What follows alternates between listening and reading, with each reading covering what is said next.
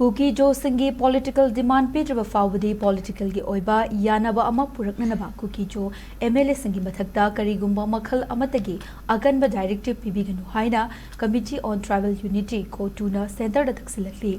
CoTU gi Information and Publicity wing na thadorakhiba charolamada inglisingani kunbanga gi December kuntrada KUKI-ZO Council KZC gi pangthokhiba Governing Council mifamna lawkiba resolution gi matung inna KUKI-ZO singi political settlement ama puraktriba fawba state asida popular government ama sembagi mayokta leiduna state asigil tampakta base tauba administration dagi tukhai taba haiba wafam asida CoTU na saugatpaga loinana chapchana lepli state asigi majority oiba furupna KUKI-ZO singbu odpi neibiriba sinamaram oiraga legislature leiba union territory gi mawongda Indian constitution gi article 239A की मखादा separate administration की demand asi lakpani masina KUKI-ZO singbu constitution की ngaklo pibo oigani madamaduna tung koina santi amasung tangdu leitaba fibam purakranaba KUKI-ZO singi political demand amasung security gi leiriba issue singi waroisin ama puraktriba fawbadi